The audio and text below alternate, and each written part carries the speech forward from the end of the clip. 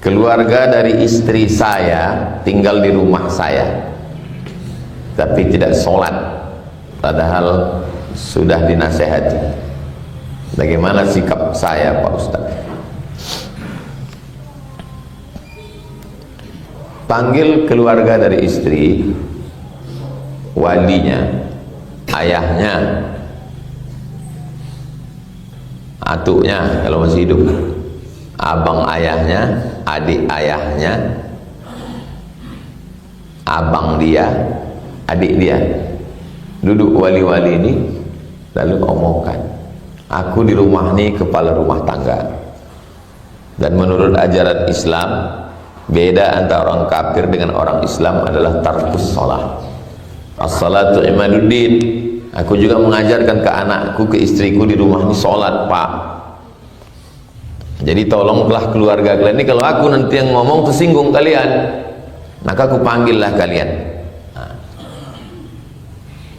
Berani tidak ngomong gitu? Kalau tak berani, potong video ini, sampaikan ke dia. Saya yakin kalian berani mengomong gitu, cuman menghadapi istri ini takut. Nggak apa-apa, jangan didiamkan. Karena kalau kita segan, kenapa suami tidak ngomong ke keluarga ini? Karena takut. Pas pembahasan kita subuh, takut. Nanti kalau aku ngomong ke dia, biniku tersinggung, mertuaku tersinggung. Apalagi rumah itu dari mertua pula. Jadi pesan Ustadz Johar dulu waktu saya belum nikah, Ustadz Johar Arifin orang Kuntu almarhum, Allah maghfirlah warham, kata dia, kalau bisa bebini itu jangan sampai tak dirasanya asin air yang kita kasih itu. Dalam nasihat dia itu dia tuliskan. Apa maksudnya? Dia biasa minum air laut, kita kasih air garam 2 sendok, nggak terasa sama dia. Jangan bebini terlalu kaya sehingga uang jajan dia dikasih ayahnya 10 juta, antum kasih dia sebulan 1 juta, tak asin lagi duit itu. Bukan cuma duit itu tak asin, cakap antum tak asin.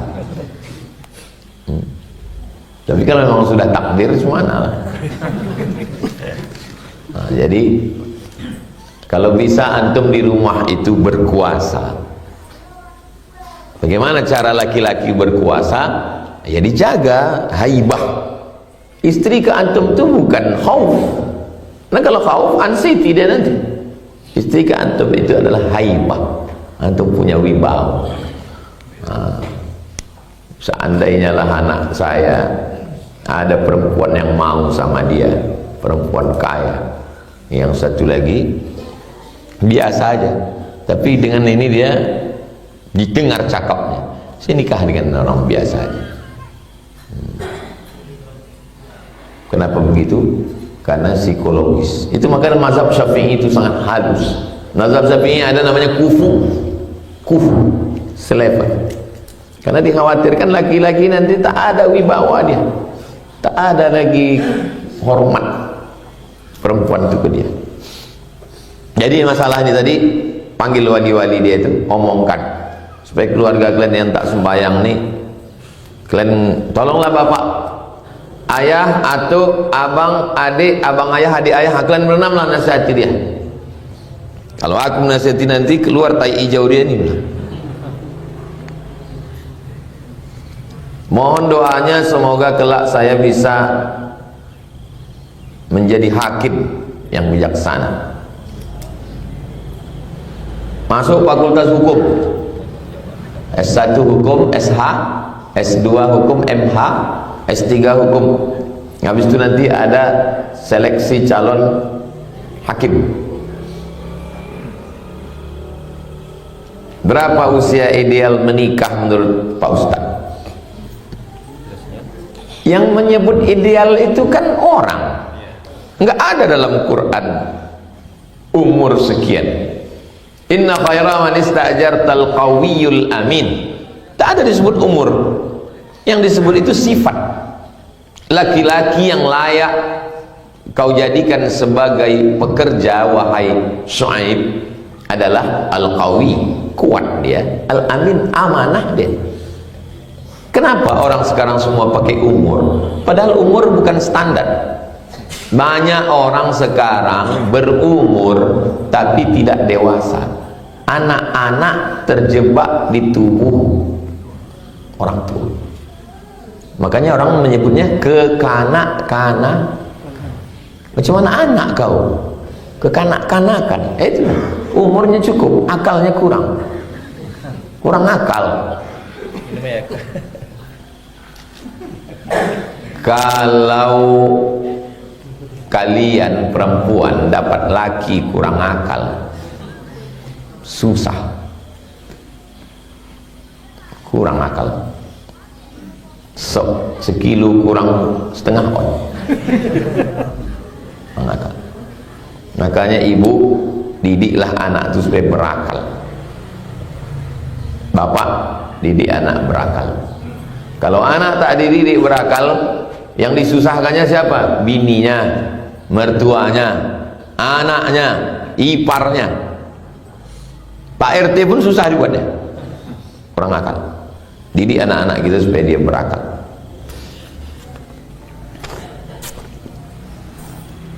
Bolehkah seorang suami mengasuh anak sedangkan istri bekerja?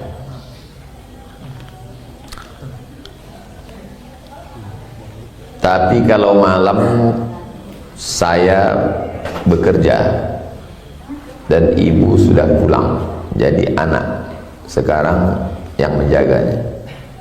Tapi banyak cakap orang yang tidak baik. Bagaimana menurut pendapat Ustaz? Aslinya perempuan itu di rumah, tidak bekerja. Wa qarna fi buyutikunna, wahai perempuan kamu di rumah. Perempuan, kamu di rumah menjaga anak, mengurus keluarga. Suami yang bekerja. Kalau aturan Allah ini dirubah, suami yang di rumah, istri yang bekerja, nanti akan terjadi kekacauan. Istri kalau dia punya duit, dia lebih dari suami. Yang bermasalah nanti bukan istri, suami akan mengalami masalah psikologis. Dia kehilangan kepercayaan diri. Kan banyak tuh meme-meme, ini istrinya, ini selingkuhannya. Kan banyak meme kan. Bininya macam bidadari, selingkuhannya macam mak lampir. Kok bisa orang jatuh cinta ke selingkuhannya? Banyak orang tak paham, tapi orang yang mengerti dia paham. Kenapa dia tak bersahwat menengok istrinya padahal cantik? Karena dia kehilangan kepercayaan diri. Laki-laki ini mesti punya power. Laki-laki ini punya superior. Laki-laki ini di rumah dia mesti ada kuasa. Media Islam Rizky. Kalau dia tak ada kuasa, dia kehilangan kepercayaan diri, kena psikologisnya. Aslinya perempuan itu di rumah, suami bekerja. Tapi ini tapi, jangan dipotong jawaban saya. Mana tahu malang tak dapat ditolak, untung tak dapat diraih. Istri PNS, kemudian suami karena satu dan lain hal belum ada dapat kerja. Dulu pernah punya perusahaan, sekarang begini. Maka kalian bermusyawarah dengan baik, suami sama istri, duduk kalian berdua. Kau istri, pergilah kau masuk kantor. Adapun dari pagi sampai kau pulang, biarlah aku menjaga anak ini. Tapi istri juga mesti tahu diri. Nanti kalau pulang, jaga anak itu, bilang ke suami itu, aku sebetulnya bang, karena takdir Allah saja aku ini PNS masuk kantor. Karena takdir Allah saja aku ini jadi pegawai. Nanti sampai masanya kau dapat kerja, kaulah kepala rumah tangga. Walaupun yang dapat gaji bulanan aku duit, tapi sebetulnya duit ini dari Allah Ta'ala. Besarkan hati dia, besarkan jiwa. Kalau tidak nanti jangan mentang-mentang istri kerja, suami tak kerja. Jadi cuci, pel lantai, anak mandikan, ganti pempes, buatkan teh. Hilang kepercayaan diri. Yang pertama, dia bisa berselingkuh karena dia bernafsu menengok orang lain, ke istrinya dia kehilangan karena tak punya kepercayaan diri. Yang kedua, bisa-bisa dia mati cepat.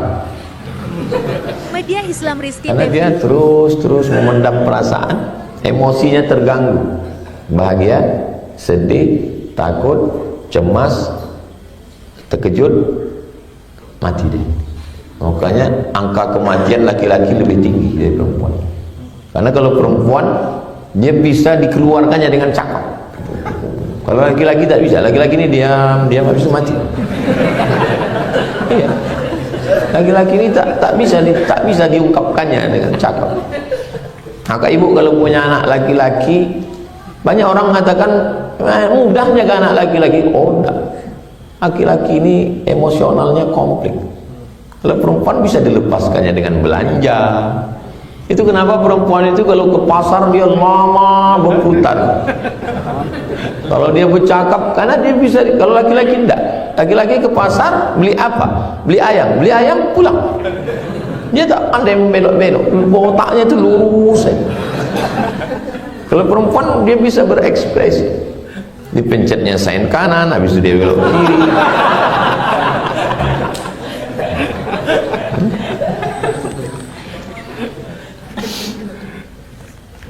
Bagaimana solusi menghadapi rasa takut, cemas, khawatir yang berlebihan terhadap suatu urusan, misalnya masalah skripsi dan lain-lain?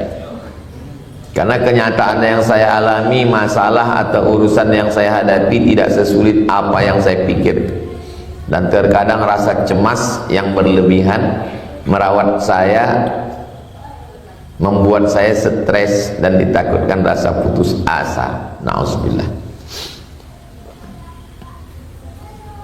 Ada seorang mahasiswa nih, ada satu lagi mahasiswa nih.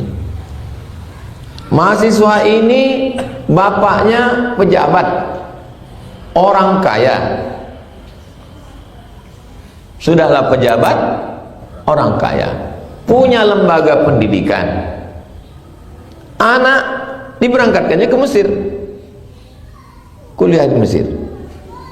Anak ini main bola, DO. Anak yang satu lagi ini sama-sama anak Indonesia juga, dari kampung. Orang tuanya tak sempurna, orang kampung, susah, miskin. Ayahnya tak ada jabatan, ayahnya bukan orang kaya. Dia bawanya takut terus, takut tak lulus, takut DO, takut. Akhirnya di kuliah S1, S2, S3 sampai profesor. Selesai. Anak ini tak kemana-mana, hilang. Memanage rasa takut. Saya sampai sekarang saya takut. Tapi takut itu tidak membuat saya stres, depresi. Media Islam Rizky. Jadi sebetulnya rasa takut itu kalau di manage, dijaga, dipelihara dengan baik, diarahkan, dia menjadi potensi yang luar biasa. Tapi kalau dibiarkan, dia merusak. Nah, Islam datang tidak menghilangkan rasa takut, tapi memanage rasa takut. Antum mesti takut tak lulus skripsi, akhirnya tulis skripsi. Takut. Saya termasuk orang yang takut. Takut saya tak selesai S2. Tulis. Takut tak selesai S3. Tulis. Jadi antum manage rasa takut. Gimana caranya? Aku kalau tidak selesai kuliah, berarti aku nanti meminta ke orang. Payah menteorikannya, gimana ya? Payah menteorikannya. Saya hidup ini tak pakai teori, saya jalani aja langsung. Karena kalau berteori, masukkan kaki Anda mengapung di atas air, cobalah. Payah menteori, macam campak kan ke Sungai Siak itu. Insya Allah. Jadi berteori-teori hidup ni payah. Aku kalau tak lulus aku S1 ini, berarti aku tak bisa S2. Kalau aku tidak lulus S2, berarti aku tidak S3. Kalau aku tidak doktor, berarti aku tak bisa jadi dosen. Kalau aku tak dosen, apa yang ku harap? Emakku, ayahku susah, takkan aku minta-minta. Berarti orang sepele sama aku. Aku mesti doktor, begitu. Tapi jangan dicakapkan. Saya tak pernah cita-cita saya cakapkan. Saya bilang sama mak saya, jangan buat kenduri sebelum aku masuk pesawat. Kalau mak buat, orang tua ini kan senang, mau bangga ke tetangga buat kenduri. Jangan buat. Kalau mak buat kenduri, tak jadi aku berangkat, tak kuijak lagi kampung ini. Malu tak berangkat. Sudahlah saya di Cengkareng, udahlah duduk mau masuk pesawat, nelponlah mak saya. Ini tetangga udah datang semua, boleh kami membaca Yasin? Buatlah pulang. Jangan dicakapkan duluan, nanti kita malu. Banyak orang lari dari kampung gara-gara bercakap. Tak jadi.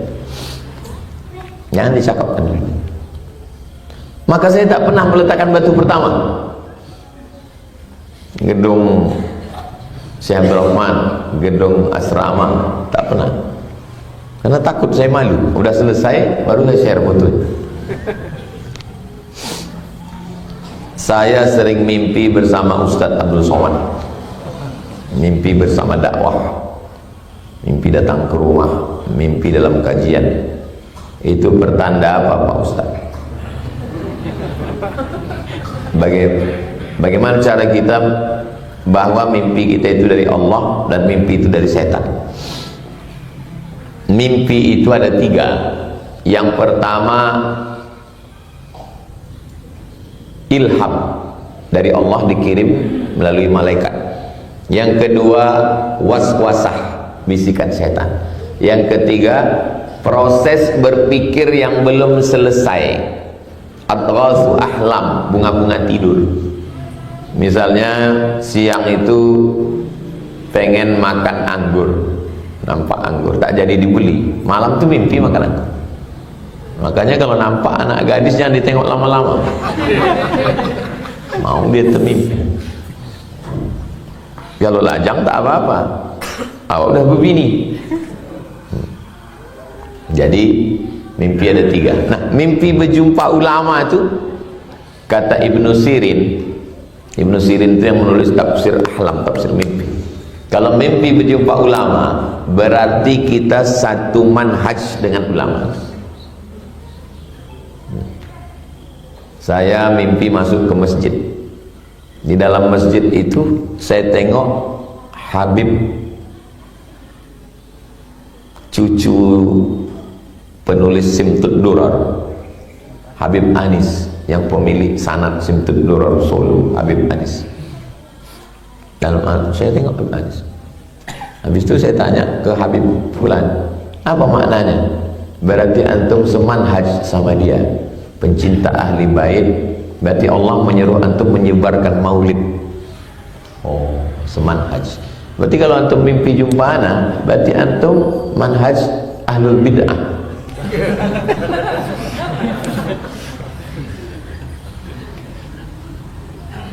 Berarti antum semanhaj sama ana. Bisa jadi karena pengaruh penonton. Nonton YouTube pagi, petang, siang, malam, itu terpengaruh. Makanya di antara orang-orang yang jumpa sama Nabi itu, kalau ditanya-tanya apa bacaan dia, Asy-Syama'il Al-Muhammadiyah. Karena baca sifat Nabi, baju Nabi, sendal Nabi, wajah Nabi, bacanya terus masuk ke dalam pikiran. Al-Azkar dengan Ustaz Zulikrami, Riyadus Shalihin. Cari Ustaz minta satu, baca Syama'il Muhammadiyah, Imam Tirmidzi. Nah, jadi itu termasuk. Mimpi yang dari setan yang mana? Ketakutan, mimpi dikejar hantu, mimpi, itu dari setan. Maka malam itu kita baca ta'awuz, tiup sebelah kiri. A'udzubillahi samil alim minasyaitonir rajim. Bismillahirrahmanirrahim. La yadurru. Tiup sebelah. Media Islam Rizky TV. Tolong jelaskan bagaimana kriteria sholat jamak takdim dan jamak takhir. Syaratnya kalau menurut fikih Islam Sulaiman Rashid 82 km. 82. Kalau Al-Fiqhul Islami wa Adillatu 88, sekian, 89. Payah ngingat 89, 90 Wali Songo. 90. Itu syaratnya dulu. Lalu kemudian perjalanan itu tidak maksiat. Ini rencana mau main judi nih Pak Ustadz. Nggak bisa ya, perjalanannya perjalanan ibadah. Lalu kemudian antum berangkat dari Rimbo Panjang, dari rumah jam 11, jam 12.15 azan zuhur. Allahu Akbar, Allahu Akbar. Rencana mau pergi ke Duri 120 kilo. Sudah bisa, karena lewat 90. Di rumah antum sholat zuhur jamak takdim, asar antum tarik ke zuhur, belum bisa. Kenapa belum bisa? Karena masih di rumah, belum safar. Syaratnya mesti setelah safar. Lalu antum pun keluar dari Rimbo Panjang, lewat Sur Al-Balad, Sur batas kota. Keluar dari Rimbo Panjang, di masjid depan Riau Pos antum sholat zuhur 2 rakaat, habis itu asar 2 rakaat, jamak qasar, jamak takdim. Kok sudah bisa Pak Ustaz? Karena sudah lewat batas kota. Jadi antum jangan mengaku orang Pekanbaru. Tinggal di mana? Rimbo Panjang. Saya kalau ditanya orang tinggal di mana? Rimbo Panjang, kan Pekanbaru. Pertama, jaraknya 82 atau pakai 89. Yang kedua, sudah safar. Jangan masih di rumah udah di kosong. Yang ketiga, sudah lewat Sur Al-Balad. Zaman dulu kota itu ada, Madinah itu dulu ada sur, ada tembok. Sudah keluar, bukan masih di dalam. Dah, antum mau ke Duri, antum sholat di luar batas, sampai di Duri urusan, lalu kemudian masuk azan maghrib, antum sholat maghrib 3 rakaat, isya 2 rakaat, jamak qasar, jamak takdim. Berapa hari? 4 hari 4 malam.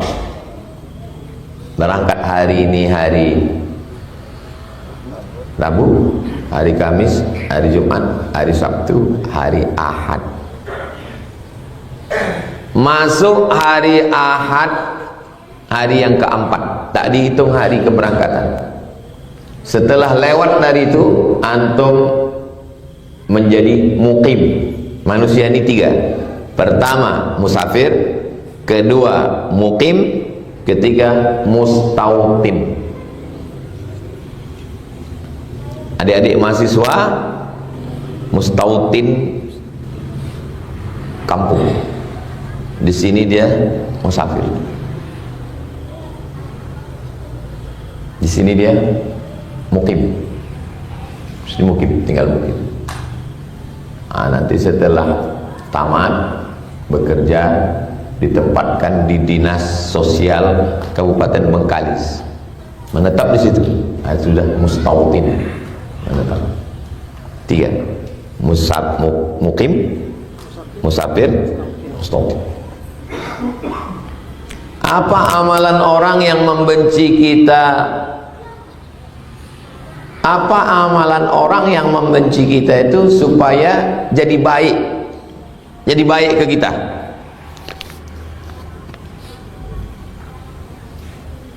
kalaulah ada amalannya, maka tak adalah Abu Lahab.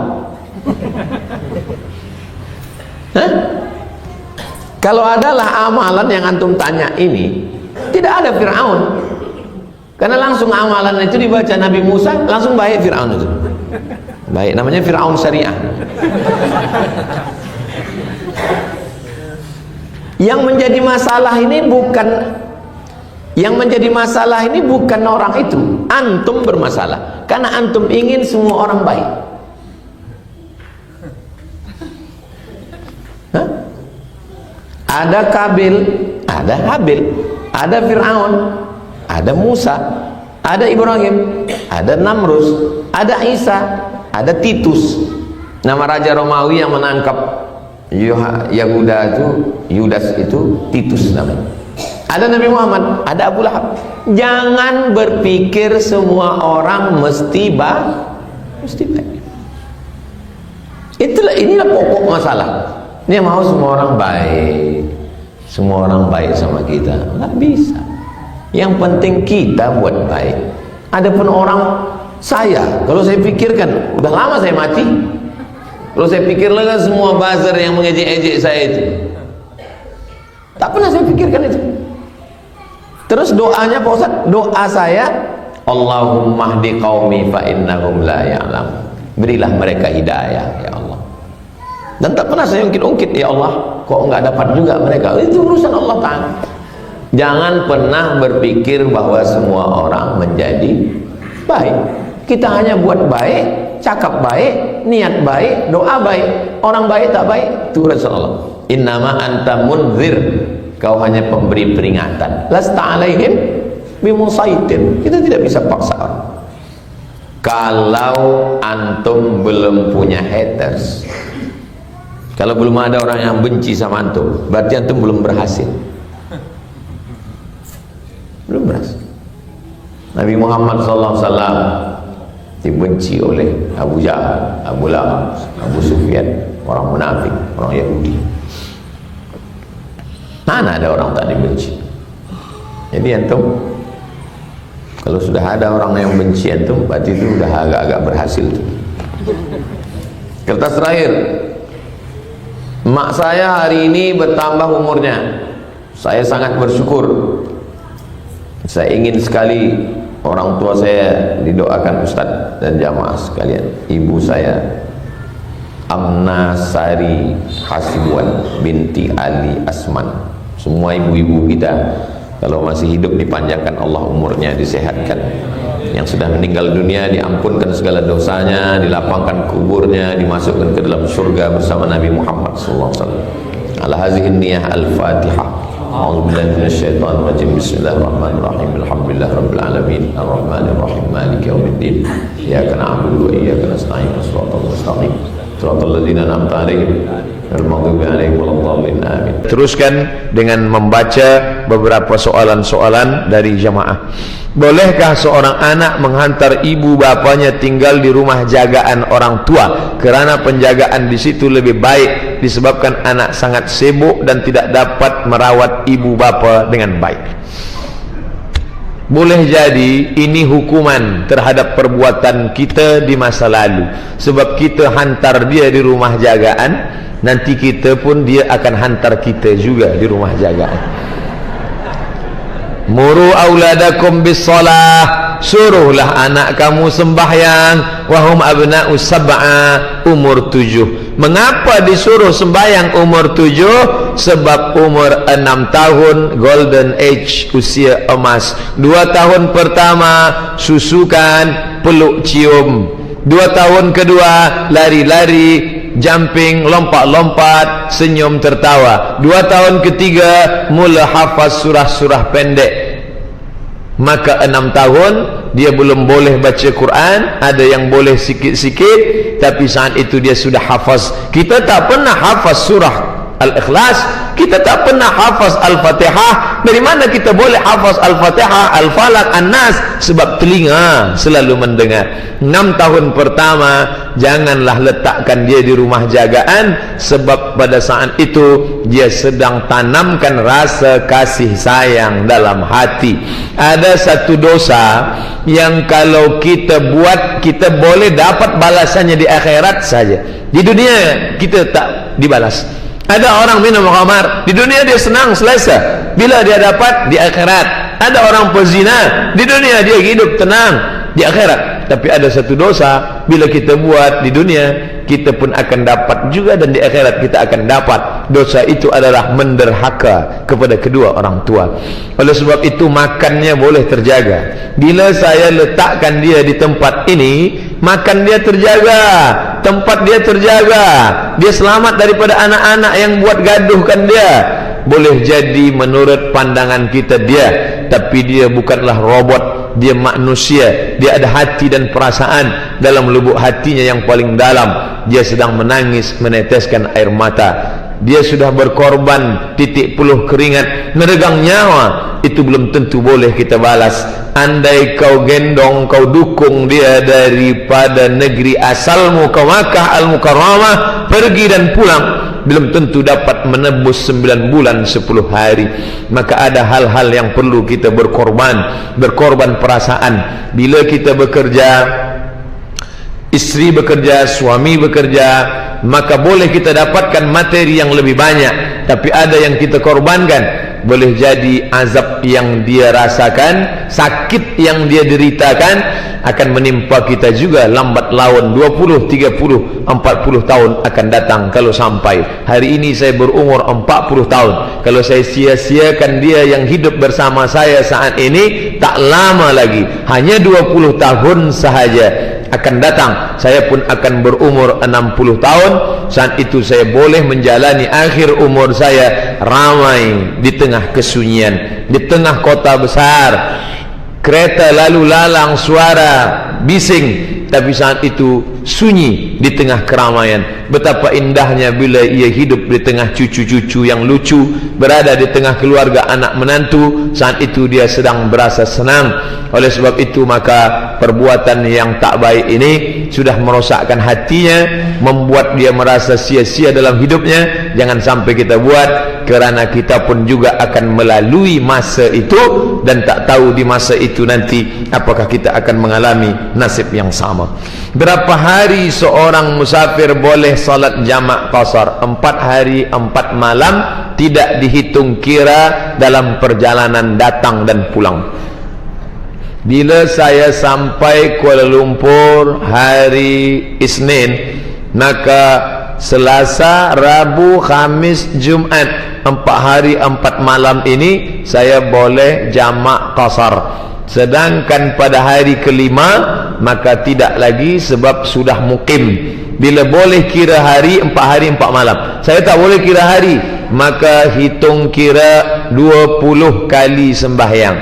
20 dengan hitungan subuh, zuhur, asar, maghrib, isyak hari pertama, hari kedua, hari ketiga, hari empat. 5 kali 4 darab 4, maka 20 kali sembahyang. Masuk yang ke-21, maka dia tidak lagi jamak qasar. Itu yang ada dalam kitab Al-Fiqhul Islami wa Adillatuh, yang ditulis oleh ulama besar Syekh Wahbah Az-Zuhaili. Mohon beri pencerahan, menasihati orang tua yang masih pentingkan dunia dan akhirat. Bila kita dah mengaji, kita tampak boleh menilai, oh ini baik, ini tak baik. Orang yang tak faham silat, dia tak tahu ini gerakan benar atau salah. Tapi bila dia dah belajar, dia tahu, oh ini bukan silat, ini menari Melayu. Begitu juga dengan orang yang belum belajar, dia tak tahu ini baik ke tak baik, ini elok ke tak elok, sebab dia ikut perasaan. Tapi manakala dia sudah mengaji, dia tahu orang tua saya ni tak betul. Lalu apakah selepas mengaji dia panggil bundanya, dia panggil bapanya, dia suruh duduk, lalu dia bagi tazkirah, Assalamualaikum warahmatullahi wabarakatuh? Bukan begitu. Kita pakai mulut orang lain, tapi isinya cakap kita. Dia ada orang yang lebih tua, makcik dia, ayah dia, datuk dia, kita sampaikan ke orang ini, melalui mulut orang ini, kerana kita tidak pernah besar di hadapan orang tua. Abdul Somad 40 tahun ustaz bagi tazkirah, tapi di hadapan bunda saya tetaplah budak kecil yang lucu, yang baru pandai berjalan. Maka bila saya bagi nasihat pada dia, Assalamualaikum warahmatullahi wabarakatuh, dia tak tengok saya sebagai ustaz, engkau ni lucu lah. Maka pakailah mulut orang lain. Dia ada ustaz yang lebih dia senangi, yang lebih dia sukai, maka bagikanlah pertanyaan itu kepada dia, cakap itu kepada dia, dia yang akan sampaikan, lebih dia dengar, lebih masuk ke hatinya. Niatnya baik, tapi kalau tidak dibuat dengan cara yang baik, maka dia akan keluar daripada telinga dan hati manusia. Tak boleh diterima, tak boleh diterima oleh orang tua, kerana berita itu datang dari bawah ke atas. Adakah wajib saya belajar sifat 20 bagi Allah? Marilah kita langsung terus saja ke Quran Sunnah, tak usah melalui sifat 20. Bolehkah awak faham Al-Quran tanpa melalui ulama? Boleh. Coba baca ayat ini. Dia baca ayat, lepas itu coba terjemahkan. Dia terjemahkan. Dari mana awak terjemahkan ni? Saya baca tafsir. Tafsir itu siapa? Ulama. Tafsir pimpinan Ar-Rahman kepada pengertian Al-Quran. Kita boleh faham sebab ulama yang bantu kita, tolong kita fahamkan Al-Quran ini. Bila ulama tak ada, mana kita boleh faham ayat ini? Siapa? Syekh Abdullah bin Muhammad Basameh. Beliau yang tolong kita, bantukan, tolong kita boleh faham ayat ini. Wa idh qala Ibrahim li abihi, dan ingatlah ketika Nabi Ibrahim alaihissalam berkata kepada bapanya Azar, takutkah engkau menjadikan berhala-berhala sebagai Tuhan-Tuhan? Sungguhnya engkau. Maka pada saat itu kita kembali kepada Al-Quran melalui Syekh Abdullah bin Muhammad. Bila dia tak ada, kita tak boleh faham. Begitu juga dengan sifat Allah. Bagaimana kita mengenal Allah? Melalui Quran. Boleh awak faham Allah melalui Quran saja? Tidak. Datang ulama menyusun, maka datanglah sifat 20. Wujud, qidam, baqa, mukhalafatul hawadits, qiyamuhu binafsi, wahdaniyah, qudrat, ilmun, ayat, sama, basar, kalam, sifat ma'ani, sifat ma'nawiyah, sifat salbiyah. Maka itu semua ulama yang susunkan. Ulama ini terbagi kepada 3. Ada ulama akidah, ada ulama fiqh, ada ulama akhlak. Ulama akidah, dia cerita tentang Allah, bercerita tentang malaikat, bercerita tentang akhirat, bercerita tentang surga, bercerita tentang neraka. Ini ulama akidah, ulama tauhid. Sedangkan yang kedua ulama fiqh, dia mengkaji masalah halal, haram, makruh, mubah, fiqh sembahyang, fiqh puasa, fiqh haji, fiqh umrah, fiqh zakat, fiqh muamalah, hutang piutang, gadai menggadai, fiqh nikah, talak, rajak, rujuk, talak 1, talak 2, talak 3. Nah, ini fiqh. Sedangkan ulama yang ketiga akhlak, disebut juga dengan tasawuf, bagaimana mensucikan hati daripada riya, sum'ah, ujub, takbur, syirik. Lepas bersih hati barulah diisi dengan rida, tawakal. Maka kita dimanapun mengkaji, tak keluar daripada yang 3: akidah, fiqh, dan akhlak. Maka siapa yang ikut kajian sifat 20, maka dia sedang mengkaji daripada ulama akidah. Bagaimana cara kita istiqamah? Al-iman yazid, iman itu bertambah, wa yanqus, dan berkurang. Bila dia bertambah, yazidu bit-ta'ah, berkumpul bersama orang baik-baik, di tempat yang baik, mengkaji yang baik, maka dia yazid. Ini pagi ini Masya Allah yazid. Tapi ada yang kus, berkumpul bersama orang tak baik, di tempat yang tak baik, membicarakan perkara yang tak baik, yang kus. Maka bila kita nak jaga istiqamah, selalulah bersama komuniti orang yang baik-baik. Bila ada kajian, datang, duduk, datang, dengar, diam. Mengantuk-mengantuk sikit, diampunkan Allah Subhanahu Wa Taala. Kita dah lebih 60 minit, tapi saya tengok semua sehat walafiat. Apa maknanya? Ada istiqamah. Ingat, serigala, singa hanya akan menerkam kambing yang memisahkan diri dari jamaah. Oleh sebab itu jangan pisahkan diri dari jamaah. Alaikum bil jamaah, hendaklah engkau berjamaah. Paksa-paksakan diri berjamaah demi untuk istiqamah. Dua, bila ada orang sakit tengok. Idza marida fa'udhu, bila ada orang sakit tengok dia. Saya dibawa oleh jamaah, sebelum bagi tazkirah, ustaz mesti tengok, lawat dulu ke rumah sakit kami di Jakarta. Ya, saya pun tengok orang sedang diambil darah, dia keluar, dicuci, masuk ke dalam sebuah alat yang besar, dia mesti tunggu. Saya tanya, berapa lama mencuci darah ini? Selama 5 jam. Sudah berapa lama? 4 jam. Dari mana? Dari Madinah Al-Munawwarah. Oh, ada orang Madinah datang sakit, maka dia tunggu. Sakitnya, bagaimana waktu yang terbuang, bagaimana dia mesti bayar dengan uang. Ternyata selama ini aku tak bersyukur kepada Allah. Maka kita mesti, bila siapa nak istiqamah, selalulah tengok orang sakit, langsung amalkan, terus amalkan. Jangan hanya setakat kajian sahaja. Lepas balik daripada masjid Sayyidina Umar bin Khattab ini, pergilah ke hospital. Bila security tanya, puan nak tengok bilik berapa? Semua bilik saya nak tengok, sebab saya nak istiqamahkan diri saya. Idza mata, bila ada orang mati, fattabi'u, tengok dia, hantar sampai daripada jenazah ke liang kubur. Sebab apa? Man syahidal janazata hatta tusalla alaiha, sesiapa sahaja yang ikut solat jenazah, maka dia dapat 1 qiraat. Man syahidal janazah hatta tudfan, siapa yang ikut sampai ke pemakaman, lahu qiratan, dia mendapat 2 qirat. Sahabat bertanya, wa mal qiratan ya Rasulullah? Apa benda 2 qirat itu hai Rasulullah? Mithlul jabainainil azimaini, seperti 2 bukit Uhud yang besar. Nabi bila sebutkan balasan yang besar, dia selalu sebut bukit Uhud, sebab bukit Uhud bukit yang paling besar, panjang 7 km panjang. Maka sebenarnya balasannya sebesar itukah di surga? Balasan di surga itu mala a'yunun ra'at, belum pernah dipandang mata, wala udhunun sami'at, belum pernah didengar telinga, wala khatara ala qalbi bashar, belum pula pernah terlintas di hati manusia. Mudah-mudahan kita termasuk orang-orang yang istiqamah. Ustaz, jika kita tak mampu bayar hutang, bolehkah kita pohon Allah pahala amalan kita dengan hutang itu? Bila kita tak mampu bayar hutang, maka kita mesti datang kepada orang itu, bercakap bahawa kita tak mampu bayar hutang. Fa in kana dzu usratin, bila dia dalam keadaan susah, sulit, fanaziratun ila maisarah, maka belilah dia maisarah kelapangan waktu. Siapa nama awak? Maisarah, dia punya kelapangan, bagi dia kelapangan. Bila awak bayar 1 hari bulan Mac, okey, boleh bayar? Saya tak boleh bayar lah tuan. Okey, saya bagi maisarah kelapangan waktu hingga 1 hari bulan Mei. Mei apa ni? Maybe yes, maybe no.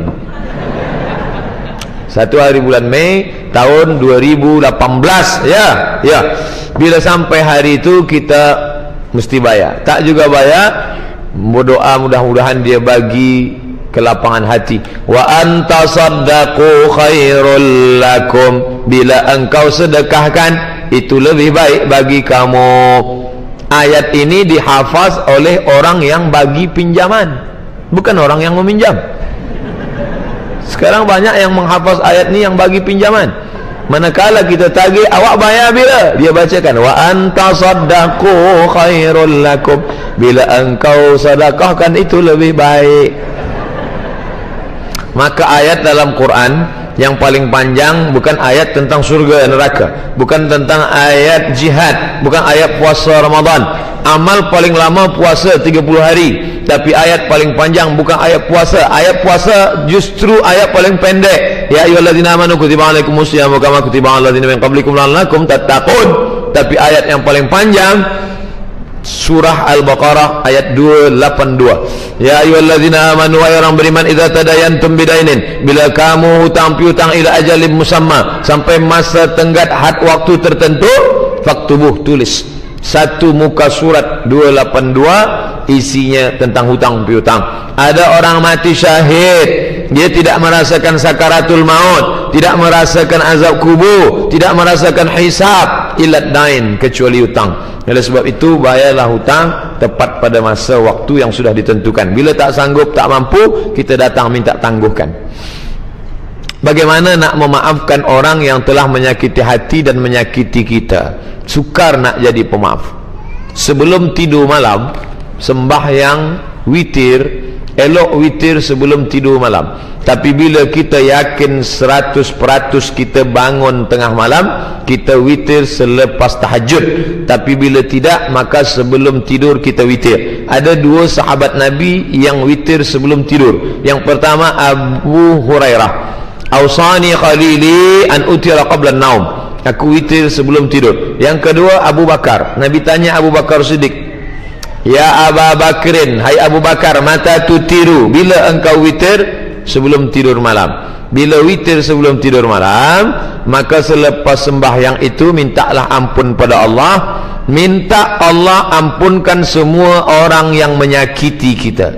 Pejamkan mata, bayangkan wajahnya. Ini orang sudah bercakap kasar, hatiku sakit, ampunkan dia, maafkan dia, beri dia umur panjang, murahkan rezeki dia. Susah ni Ustaz. Awal-awal memang susah. Kita berdoa tapi mulut kita rapat, ampunkan dia ya Allah. Sebab kita marah. Tapi lama-lama itu akan hilang. Yang melakukan perbuatan ini siapa? Sahabat Nabi. Nabi sedang duduk bersama sahabat. Bila kamu ingin melihat penghuni surga, tu orangnya. Sahabat yang lain hairan, mengapa dia penghuni surga? Tapi sahabat tak bertanya. Mereka tak tanya pada Nabi. Mereka ikut saja. Seorang sahabat ikutkan dia pada rumah dia, dan boleh bertamu 3 hari 3 malam. Maka dia tengok makan biasa saja, tidur biasa saja, minum biasa saja. Lepas hari ketiga dia tanya, "Awak ni kata Nabi penghuni surga, tapi saya pandang, saya tengok tak ada amal spesial, biasa-biasa saja. Apa amal awak?" "Saya biasa, makan biasa, tidur biasa, sembahyang pun biasa. Dan mungkin ada satu yang luar biasa, saya tak pernah menyimpan marah dendam sampai esok pagi sebelum tidur malam." Itulah mungkin yang membuat kita jauh daripada surga Allah. Haji kita luar biasa, umrah kita tiap-tiap tahun, tapi marah kita jaga sampai 7 keturunan. Bahkan kita berpesan sebelum mati, bila aku mati nanti, kamu jangan nikah dengan anak dia sampai cucu cicit dia. Maka hilangkan itu semua. Kaji bermakna bila kita amalkan, terus saja nanti malam sebelum tidur kita sembahyang. Kalau nak sembahyang witir boleh, atau solat sunat taubat elok, atau solat sunat wuduk bagus, baik, atau solat sunat hajat. Lepas tu bersih kita zahir batin, minta pada Allah maafkan. Da'autu lisyafi'i, aku mendoakan Imam Syafi'i fi salati, dalam sembahyangku 40 sanah, 4 tahun. 40 tahun. Itu ucapan Imam Ahmad bin Hanbal, Imam Hanbali, meninggal tahun 241 di Baghdad, Iraq. Imam Syafi'i meninggal tahun 204 di Mesir, Kahirah. Dia doakan ini orang selama 40 tahun. Saya tak minta puan tuan doakan saya 40 tahun, 4 kali jadilah. Zuhur, asar, maghrib, isya, doa. Apa doa kami? Matikan Ustaz Abdul Somad dalam husnul khatimah. Jangan sekarang, kita masih ada program lagi. Kita nak pergi Terengganu, nak pergi Negeri Sembilan. Isteri saya sedang mengandung. Alhamdulillah. Saya nak minta Ustaz dan semoga dia doa selama berselamat bersalin. Lepas ni kita akan bacakan doa. Boleh tak bagikan nama untuk anak saya? Oh, nantilah saya bagi ke nombor yang lah ada di sini. Kullu mauludin rahinatun biaqiqatihi. Setiap anak tergadai dengan akikahnya. Bila kita gadaikan tanah, maka bila ada wang kita tebus balik. Maka yang paling elok menebusnya adalah tudbahu anhu yauma sabihi, tebuskan dengan memotong kambing hari ke-7. Yuhlaku, cukurkan rambutnya. Wa yusamma, kasihlah nama yang elok-elok. Ni tuan akan punya anak, maka bagilah nama yang elok. Nama yang paling elok, nama yang disandingkan dengan nama Allah Subhanahu wa taala. Abdul Rahman, Abdul Rahim, Abdul Somad. Nama saya Puan Fulanah binti Fulan. Saya tak sebutkan nama. Bagaimana menjaga iman Islam agar tidak mudah tergoda, terutama menjaga kesabaran. Mohon doa Pak Ustaz, semoga anak tunggal saya diberi. Okey, kita akan doa di akhir majlis insya-Allah. Sabar terbagi kepada 3. Sabar yang pertama, sabar menghadapi cubaan hidup. Sabar kehilangan. Hilang rumah, hilang anak, hilang bini, hilang suami. Apakah hilang nyawanya atau diambil orang lain? Yang kedua, sabar dalam beramal. Sabar menahan kantuk malam sembahyang tahajud. Sabar melawan diri nak pergi belanja fashion tapi pergi ke masjid. Sabar melawan amarah. Sabar, ini sabar kedua. Sabar yang ketiga, sabar menahan diri dari perbuatan dosa. Sabar tak berzina, sabar tak mencuri, sabar tak mengambil harta orang lain. Sabar pertama, sabar melawan diri daripada marah, daripada memukul pipi, daripada menangis, sabar kehilangan. Sabar yang kedua, sabar beramal, sabar tahajud malam, sabar puasa, sabar. Sabar yang ketiga, sabar menahan diri daripada perbuatan haram. Nah, bagaimana kita supaya sabar dalam ketiga perkara ini? Tak lain tak bukan adalah ketika kita memandang diri kita hina, tak layak masuk ke dalam syurga Allah, dan dengan 3 bekal inilah aku boleh masuk syurga Allah. Aku mesti bangun malam, sebab dengan tahajud ini aku boleh menurunkan rahmat Allah. Dengan 8 rakaat tambah witir 3, itukah kita masuk surga? Tidak. Tapi dengan Rabbil firli warhamni wajburni warfa'ni warzuqni wahdini wa'afini wa'fu anni, turun rahmat Allah manakala menengok kita sabar. Maka tiap hari kita melasa diri kita ni pelaku dosa. Aku ni dosa banyak. Ilahi lastu lil firdausi ahla, aku tak layak masuk surga engkau. Wala aqwa 'alan naril jahimi, tapi aku pun tak pula kuat untuk masuk ke dalam neraka engkau. Zunubi mislu a'dadir rimali, dosaku sebanyak buih di lautan. Fa innaka ghafiruz dzambil azimi, tapi engkau maha pengampun dosa ya Allah. Itu syair Abu Nuwas ketika dia merasa dirinya amat sangat banyak dosa. Bagaimana hukum akikah anak tapi orang tuanya, bondanya belum akikah masa kecil? Saya belum akikah. Selepas ini saya punya anak setelah dewasa. Bolehkah saya mengakikahkan anak saya? Boleh. Akikah saya itu tanggung jawab orang tua saya, ayah saya. Maka tak ada hubung kait dengan saya. Sekarang bila saya punya anak, ini tanggung jawab saya. Maka saya akikahkan anak saya hari ke-7. Bila tak mampu hari ke-7, hari ke-14. Bila tak sanggup hari 14, hari 21. Bila tak sanggup hari 21, usah tengok hari bulan lagi. Sebulan, 2 tahun, setahun, 3 tahun, 4 tahun. Akikah. Kita akikahkan anak kita. Nah, sekarang bila saya dah umur 40 tahun, dulu saya belum diakikahkan. Sekarang saya nak akikahkan diri saya sendiri. Boleh, mubah. Saya dah tulis dalam buku 37 masalah popular. Boleh di-download di Play Store. Di situ boleh tengok dalil-dalil. Haqqa an nafsihi ba'da mu'itha nabiyan. Nabi mengakikahkan dirinya sesudah dia akil balik, sesudah jadi nabi. Jadi bila ada puan-tuan sudah umur 40, 30, 50 belum akikah dulu, balik dari sini belilah kambing akikah. Saya boleh datang bila Pak Cik Razak bawa, insya-Allah. Tapi hanya akikah saja, jangan minta ayun pakai marhaban. Orang Melayu di tempat kami bila nak akikahkan anak diayun pakai marhaba. Marhaba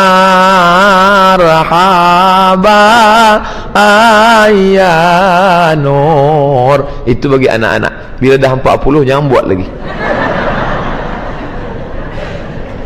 Apa boleh kita membuat akikah dengan cara duit akikah senilai 1 ekor kambing, 2 ekor kambing dibuat ke Palestin? Tidak.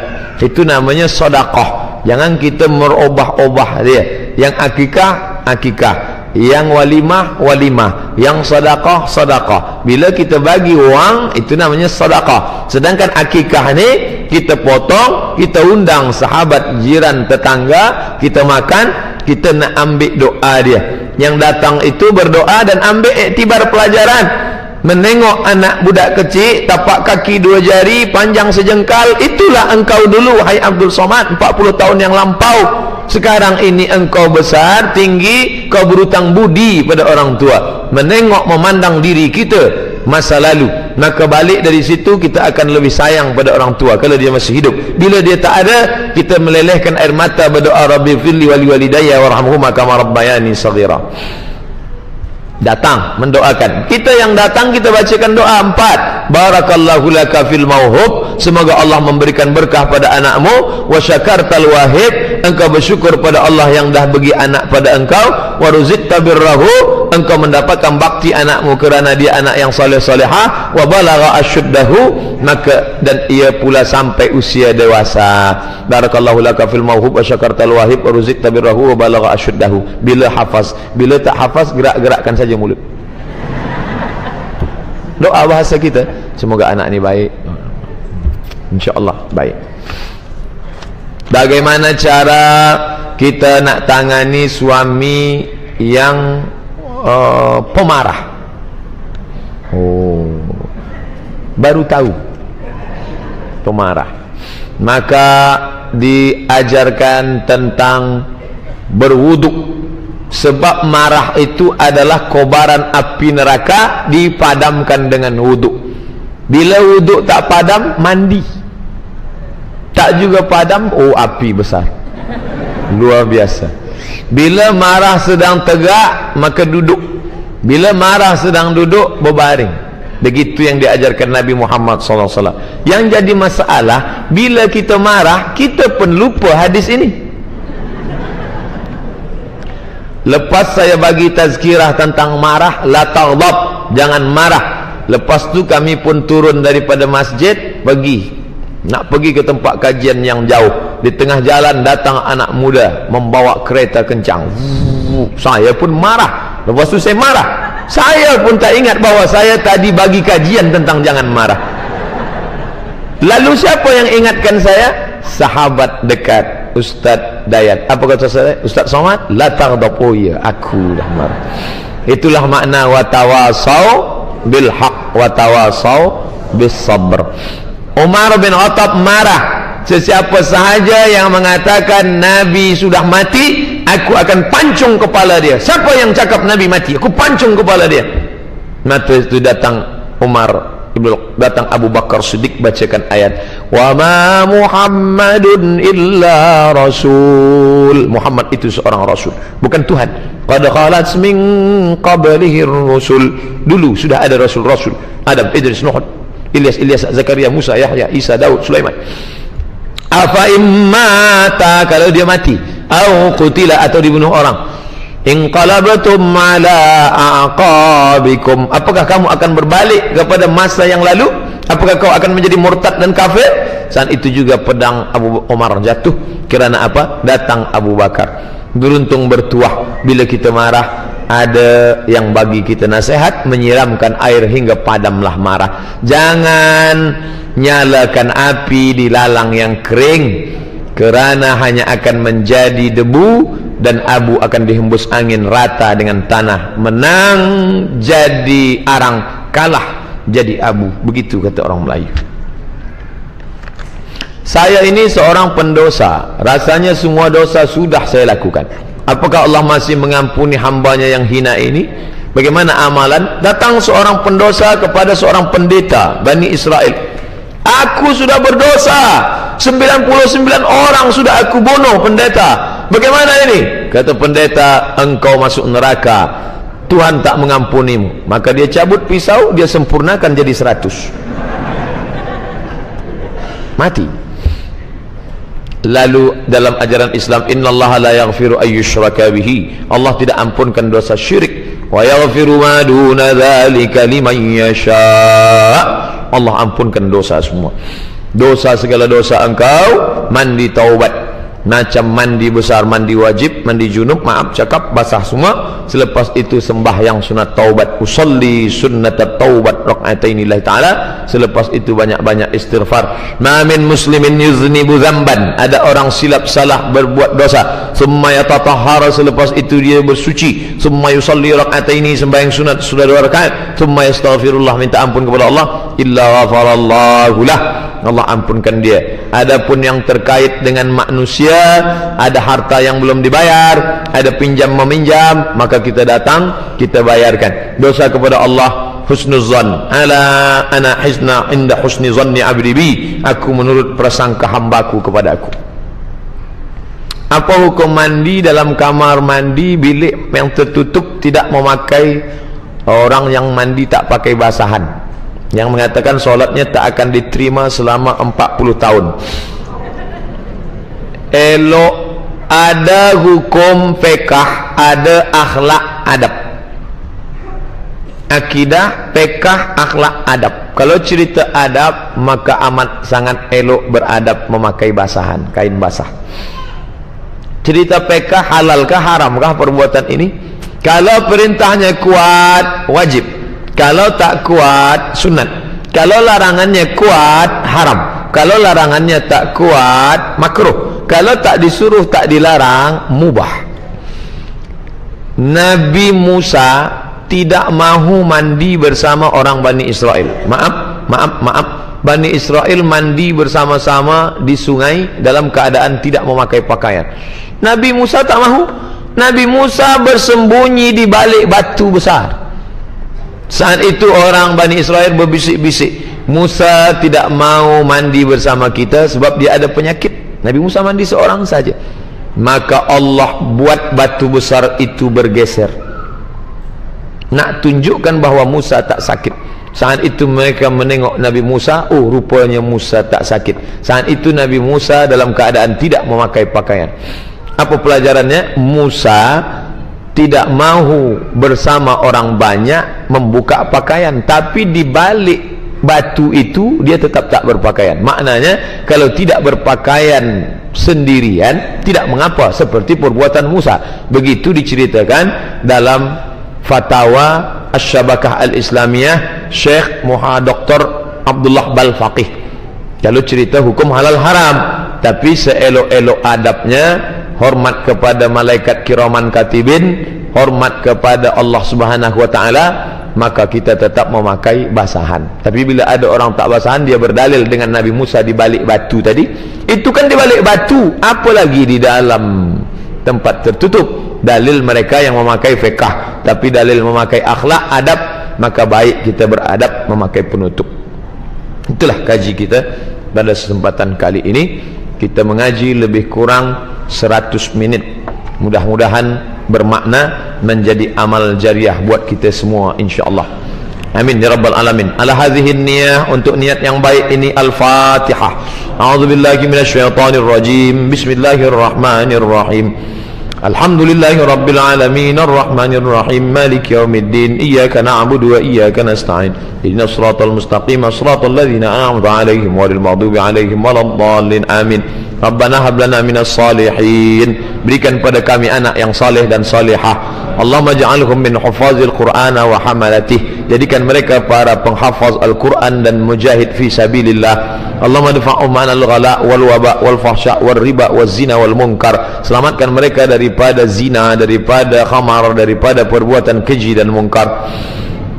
Allahumma inna nas'aluka salamatan fid din, berikan kami keselamatan dalam agama, wa afiatan fil jasad, sehatkan badan kami, wa ziyadatan fil ilm, tambahkan ilmu kami, wa barakatan fil rizq, berkahi rezeki kami, wa taubatan qabla al maut, beri taubat sebelum mati, wa rahmatan indal maut, berikan rahmat ketika mati, wa maghfiratan ba'dal maut, berikan ampunan sesudah mati. Allahumma hawwin alaina fi sakaratil maut, ringankan kami masa sakaratul maut, wan najata minan nar, selamatkan dari api neraka, wal afwa indal hisab, maafkan manakala amal kami nanti dihisab. Allahumma khtim lana bi husnil khatimah wa la takhtim alaina bi su'il khatimah. Allahumma ja'al akhir kalamina, jadikan akhir kalam kami, indantihai ajalina, manakala ajal kami tiba, yang keluar dari mulut kami la ilaha illallah. Rabbana atina fid dunya hasanah wa fil akhirati hasanah wa qina adzaban nar. Wa sallallahu ala sayyidina Muhammad wa ala alihi wa sahbihi wasallam, walhamdulillahi rabbil alamin. Taqabbalallahu minkum minna wa minkum, taqabbal ya karim. Selama 100. Bagaimana Bagaimana mengetahui bisikan hati untuk riya saat ibadah? Padahal saya Bagaimana mengetahui bisikan hati untuk riya? Padahal saya tidak orang riya.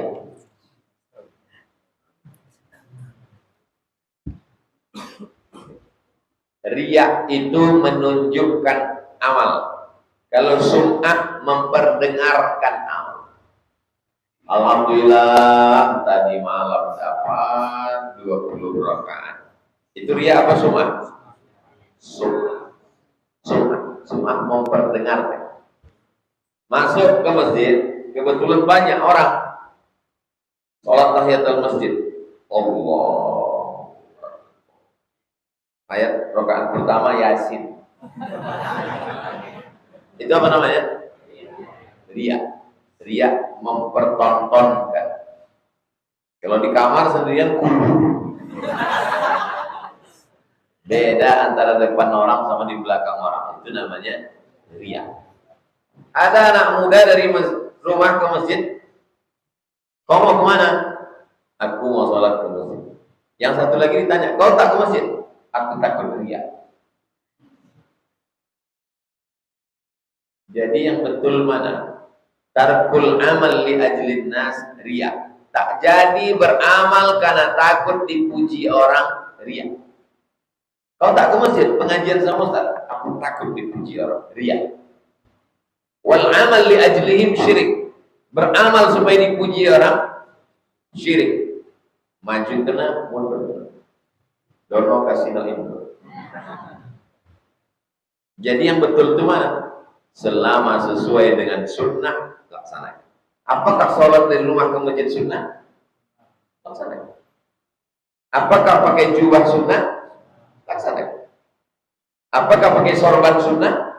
Laksanakan. Bahwa ada bisikan-bisikan di dalam, pukul bisikan itu dengan istighfar.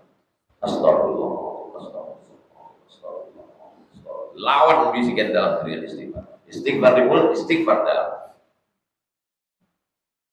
Sunnahlah yang menghilangkan. Maka kata Nabi SAW, man ya'ish ba'di, siapa yang hidup sesudah aku di akhir zaman nanti, fasayara ikhtilafan katsira, dia banyak melihat ikhtilaf. Bagaimana? Berpegang kepada sunnah Rasulullah sallallahu alaihi wasallam. Makanya kita disebut dengan ahlu.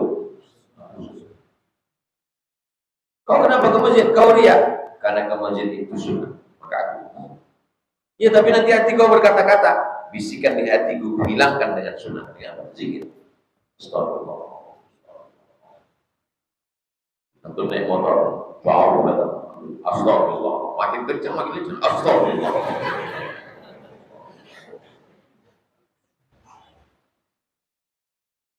Dapat istighfar dalam perjalanan. Jadi jangan sampai kita mendengar cakap orang. Kata orang, kau ke masjid rajin kali, ikut pengajian rajin kali, lalu berhenti. Setan menang. Setan sampai sekarang belum pensiun. Saya datang ke pengajian majelis ilmu, sholat di masjid karena ngefans sama Ustaz. Bagaimana niat hati saya? Tolong diperbaiki seperti apa cara? Kalau antum ngefans ke saya karena saya ganteng, rusaknya. Kalau antum ngefans ke saya karena saya kaya, rusaknya. Antum suka ke saya karena saya mengajarkan hadis Nabi. Karena yang saya sampaikan adalah hadis Nabi Muhammad. Maka kata Nabi, almar'u ma'aman ahab. Orang akan bersama dengan siapa yang dia cintai karena rajulani, dua orang. Tahabba fillah, berkasih sayang karena Allah. Ijtama'a alaih, bertemu karena Allah. Wa tafarraqa alaih, berpisah pun karena Allah. Kita bertemu karena Allah.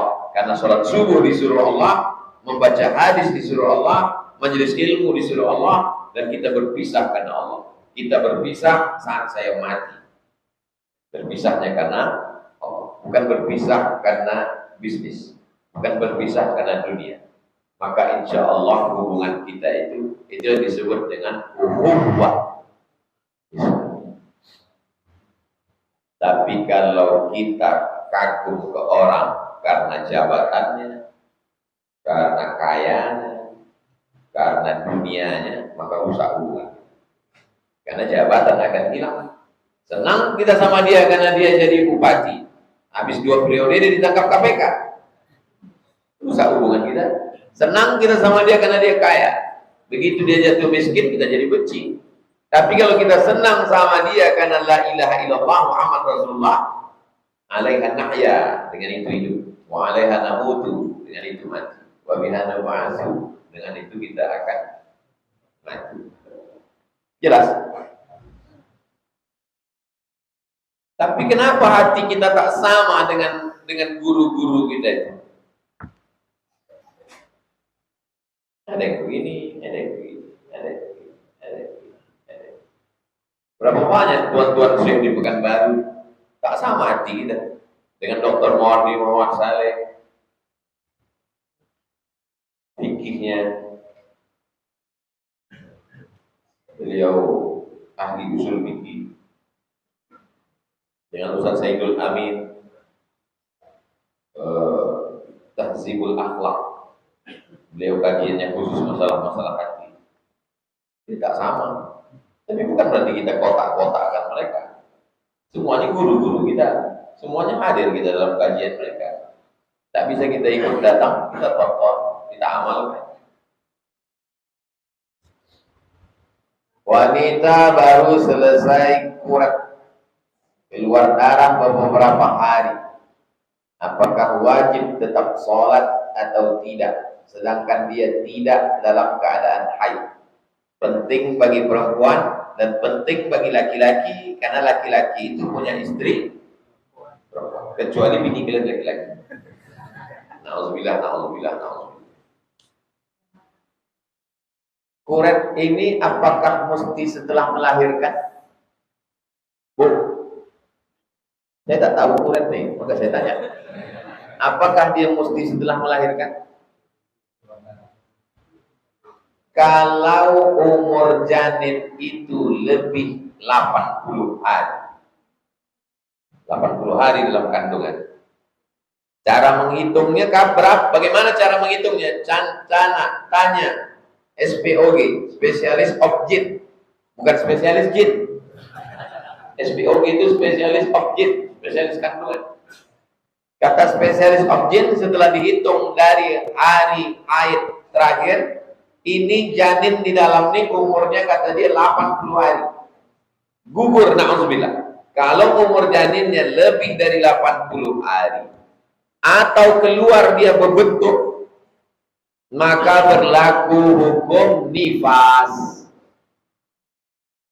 Paham? Kalau umur janin di dalam itu lebih 80 hari atau keluar dia berbentuk, maka berlaku hukum nifas. Hukum nifas itu berapa lama? 40 hari. Kalau setelah 40 hari dia tetap mengalir juga, maka ditambah 20 hari lagi dalam mazhab Syafi'i, maka hukum nifas berlaku 60 hari. Selama 60 hari tak boleh megang Quran, tak boleh bawa Quran, tak boleh baca Quran, tak boleh berhubungan intim, tak boleh masuk masjid, tak boleh i'tikaf, tak boleh sholat, tak boleh puasa. Kalau lewat dari 60 hari tetap darah itu mengalir, maka nama darahnya darah istihadah. Bagaimana tentang hukum istihadah? Tulis Somad Maroko istihadah.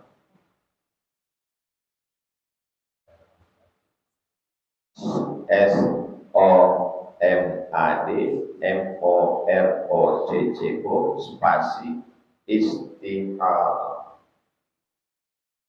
Enter. Wanita istihadah bolehkah puasa? Sudah ditulis Abdul Somad 25 Agustus 2010. Sekarang 2020, 12 tahun yang lalu. Sudah saya tulis tentang istihadah. Apa katanya?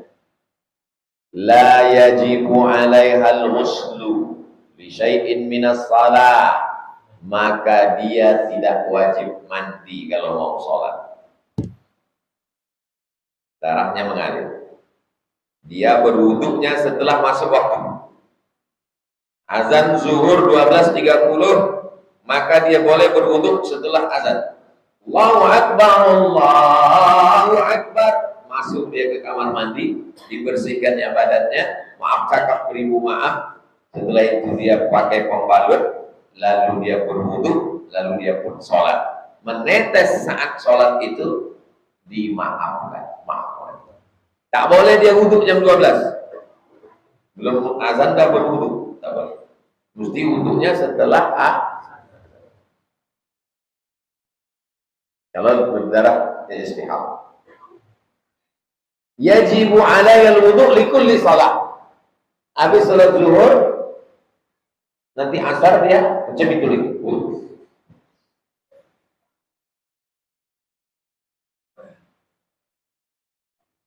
La tatawadda qabla dukhuli waqti shalah. Tak boleh dia berwudu sebelum azan. Yajuzu li zawjiha an yaqa'aha. Suaminya boleh berhubungan dengannya walaupun dia dalam keadaan istihab. Jadi tak perlu dia buka cabang. Nampaknya deh, karena airport ini banjir tak bisa mendarat, paksa abang franchise tak bisa. Laha hukmut tahirat, dia sama macam perempuan suci. Tusolli, dia boleh sholat, bukan boleh sholat, wajib sholat. Wa tasum, wajib puasa. Wa ta'takif, boleh i'tikaf. Wa taqra'ul Quran, boleh baca Quran. Wa tamussul mushaf, boleh megang mushaf. Wa tahmiluhu, boleh bawa mushaf. Wa taf'alu kullal ibadat, dan dia boleh melakukan semua ibadah.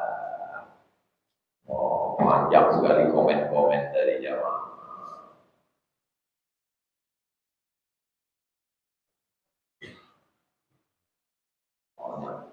Saya baru ini pelabuhan. Arya Fajri Al-Minangkabawi, terima kasih banyak Pak Ustaz. Sama-sama. Banyak komen di bawah. Blog ini saya buat dulu waktu saya baru-baru pulang. Saya buat blog namanya Somat Moroko Blogspot, lama tak diupdate, tapi tak hilang. Antum kalau punya catatan-catatan kajian, tulis blog, tulis di blog, tak hilang, sama seperti bunga. Kalau kita dalam keadaan pilek berat dan sering menarik ingus dari hidup, bagaimana cara kita mengkondisikan jika sholat berjamaah agar tak mengganggu jamaah sebelah? Waktu berwudu, antum naikkan air itu ke hidung sampai keluar semua dahak-dahak. Selama ini kan hanya sedikit aja. Naikkan dia sampai ke atas. Akan semua dahak-dahak itu keluar, insya Allah bertahan sampai dalam sholat. Coba, sakit bosan? Iyalah. Tarikan. Ori-ori itu, cuma suaranya supaya bersih. Nanti keluar dahak, itu bertahan. Itu cara yang pertama. Yang kedua, siapkan tisu di sini. Jadi seandainya bolehkah antum melap? Boleh, kenapa? Darurat.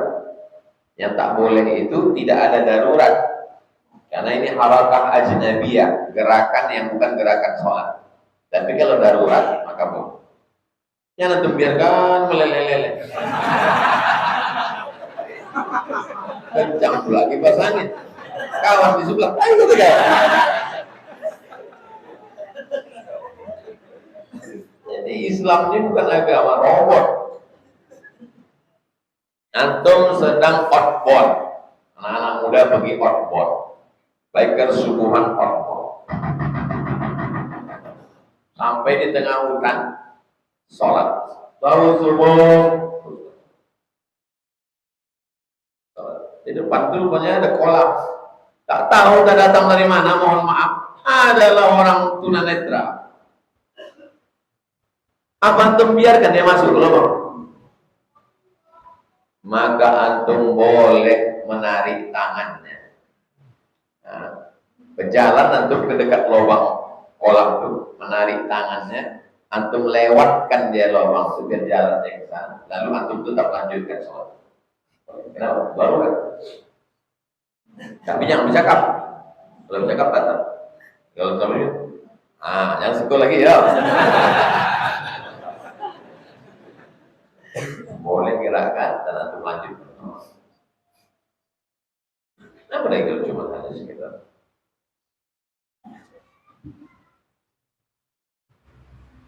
Mohon bantu saya doa lepas dari riba. Datang orang mengadu ke Nabi, ya Rasulullah, aku kena riba. Diajarkan Nabi doa lepas. Allahumma inni a'udzubika minal hammi wal hazan wal 'ajzi wal kasal wal jubni wal bukhl wa dhala'id daini wa ghalabatir rijal. Wa dhala'id daini lilitan hutang riba wa ghalabatir rijal liqwasir. Allahumma inni a'udzubika minal hammi wal hazan wal 'ajzi wal kasal wal jubni wal bukhl wa dhala'id daini wa ghalabatir rijal.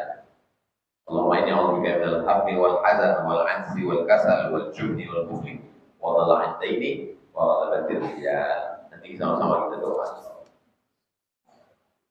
Doa agar segera cepat rumah saya dijual. Doa salat hajat 2 rakaat. Salat hajat bisa pagi, bisa malam. Usolli sunnatal hajat. Aku salat sunat hajat. Rakaat ini 2 rakaat. Hajatnya dalam hati supaya rumah ini cepat dijual. Usolli sunnatal hajat. Yang diucapkan di mulut. Usolli sunnatal hajat supaya motor dilaku. Dengar kawan sebelah berapa? Sunnatal hajat berkata ini. Allahu Akbar, ayatnya bebas. Pasti sujud terakhir itu minta sama Allah. Jangan dicakapkan. Kalau dicakapkan batal sholat dalam hati aja. Dalam hati. Mengadulah kepada Allah Subhanahu wa ta'ala sehabis-habis pengaduan.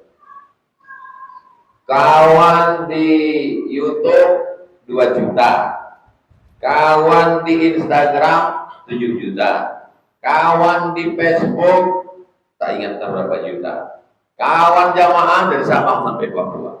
Tapi kalau kita dalam kesulitan, satu-satunya tempat mengadu cuma. Jangan ngadu ke Facebook, jangan ngadu ke Instagram, ngadulah kepada Allah.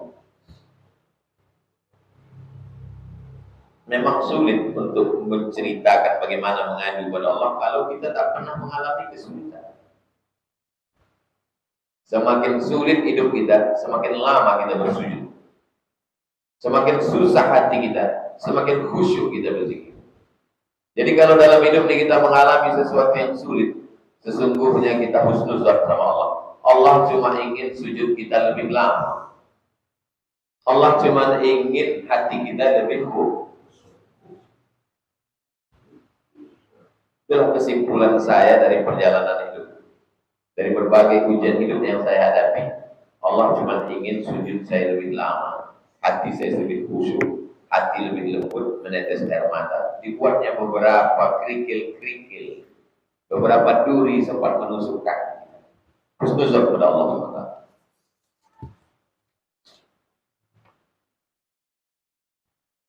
Saya di kampung punya tetangga suka menggeser batas tanah. Bagaimana cara menghadapinya? Pertama, pasang CCTV. Pasang CCTV, nampak dia menggeser, rekam, pidana kan? Suka memfitnah. Saya difitnah, saya cari mediator. Jangan kita langsung datang, itu namanya melaprak. Cari mediator. Nenek mama, alim ulama, jadi pandai. Tunggu saja. Pak, saya difitnah saya. Bapak saya angkat jadi mediator ya, mediator ini penengah. Iya siap. Nanti Bapak pertemukan. Sekali dia tak mau, dua kali dia tak mau, yang ketiga buat surat. Kalau saudara tetap memfitnah saya akan poldakan saudara. Lapor ke Polda, nanti di BAP. BAP. Kapan dia memfitnah? Apa buktinya? Ada screenshot, ada saksi, tangkap, naik ke jaksa. Islam ini bukan sekedar agama maaf. Kalau itu bertanya ke ustaz lain mungkin lapangan hati kita mesti banyak memaafkan. Saya tak gitu. Itu ustaz lain. Banyak juga jamaah ini bertanya karena dia sebetulnya lembek, letoy, lesu, loyu, lunglai. Dan dia ingin ustaz melegitimasi keletoyannya. Ada orang modelnya begitu, dia tak sanggup melawan. Lalu dicarinya ustaz, lalu ustaz itu mengatakan, kau sabar. Pijak orang gitu, kau sabar. Dibuatlah percobaan psikologi. Dibuat seorang artis di atas pentas. Dimajukan 3 kelompok. Kelompok pertama memuji. Dia tidak boleh bergerak, tak boleh merespon, dia diam. Kelompok yang pertama memuji, oh cantiknya. Kelompok yang kedua mulai megang-megang pipinya, matanya, oh lucu ya. Kelompok yang ketiga mulai memukul, menjampak, menarik. Apa maknanya? Kalau kita tidak bersikap, kita dipijak orang. Sifat manusia ini, sekali dapeknya, ditakiknya, dicancangnya tadi. Ini batang kayu ini keras. Dia mulai bawa golok, dia mulai coba-coba mana yang lunak aja terus dicari. Hakadha alamatil hayat. Beginilah hidup mengajar. Makanya mesti bersikap. Maaf itu ada maaf. Kapan? Setelah hukum. Anda maafkan, saya maafkan, tapi hukum tetap berlanjut. Anda terletoy, yang terloyo, pijak orang. Agama ini mesti dibangkitkan dengan semangat. Kalau tidak orang menginjak-injak agama, menyepelekan agama. Antum tak setuju dengan anda? Cari ustaz lain. Apakah kita berzikir selain dalam sholat saja, tapi kita lakukan di luar sholat? Contohnya dalam berjalan menuju tempat kerja. Kata Syekh Saifuddin, cucu Syekh Amin Al-Qurdi, mursyid besar Naqsabandiyah di Mesir, namanya Syekh Amin Al-Qurdi. Dia punya cicit namanya Syekh Saifuddin. Kata dia, kita jumpa sama dia, kalau berzikir tak putus Allah dalam nafas sehari semalam bisa 24.000 kali. Tariknya Allah, hembusnya Allah. Nafas kita itu kan 2 kan? Tarik, hembus.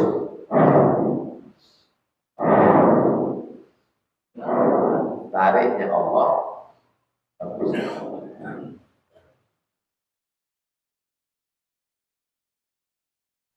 Saya terasa untuk pergi ke kampung. Jumpa sama kamu, kita ngobrol.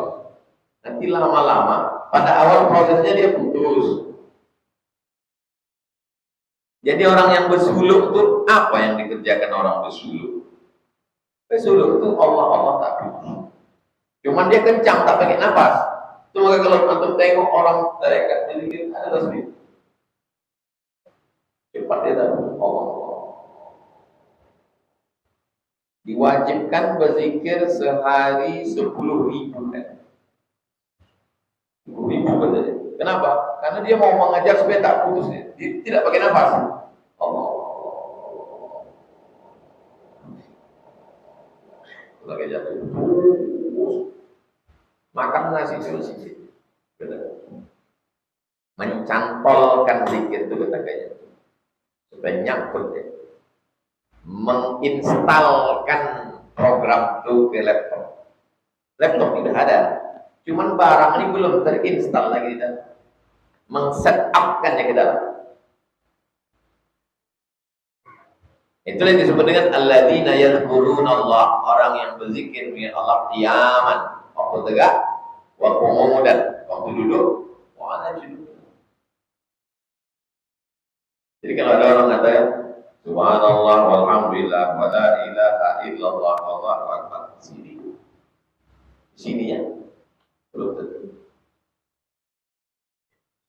Subhanallah zikir, alhamdulillah zikir, Allahu akbar zikir, la ilaha illallah zikir, Allahumma shalli ala sayyidina Muhammad zikir, subhanallah wa bihamdihi subhanallahil azim zikir, baca Quran zikir, salat zikir. Tapi kadang tak menyangkut di sini.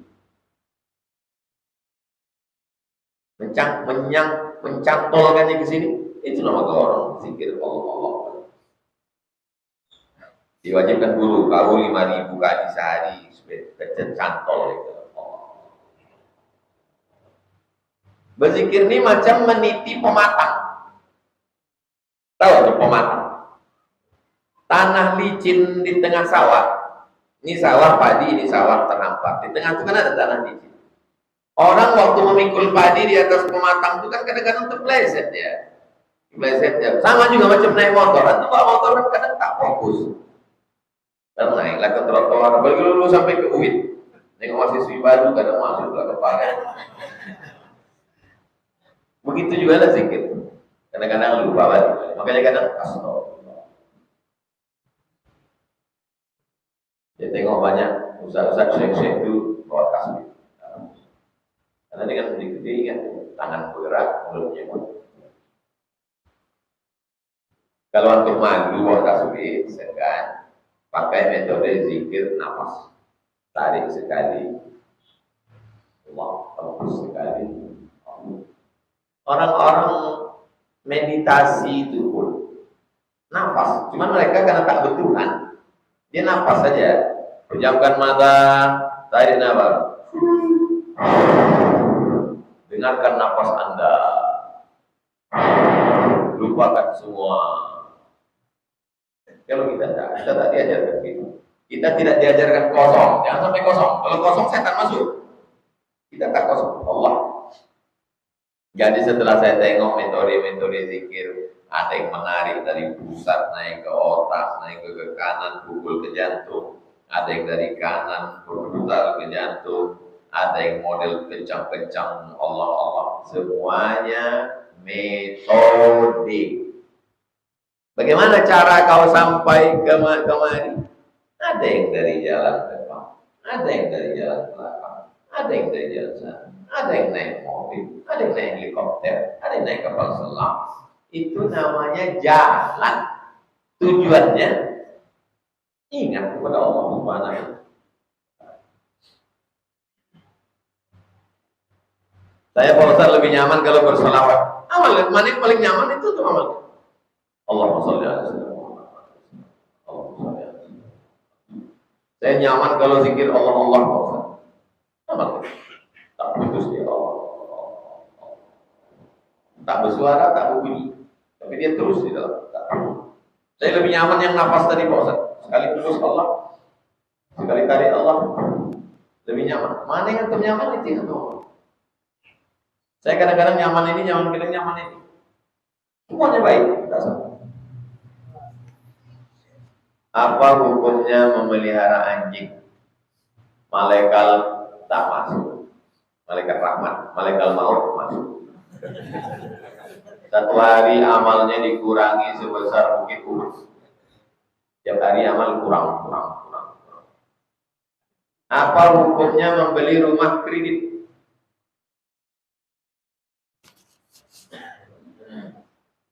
Ketik Somat Moroko kredit.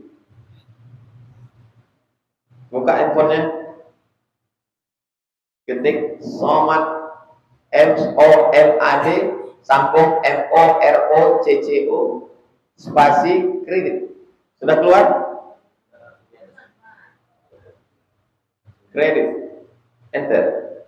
Dapat? Tanggal berapa saya tulis? 25 Agustus. Sudah berapa lama? 12 tahun yang lalu. Antum di mana waktu itu?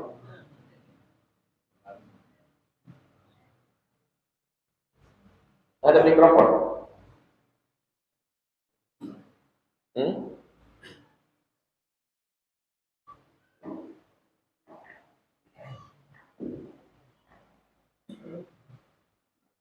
Ada? Nah, bacakan. Mana yang udah punya baca? Dapat. Bacakan terjemahan nomor 74. Mobil-mobil yang dijual. Mobil-mobil yang dijual dengan cara kredit. Baca.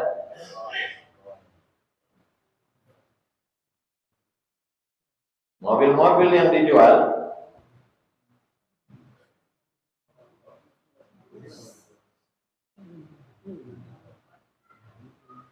mobil-mobil yang dijual dengan cara kredit, jika saya beli maka harganya bertambah.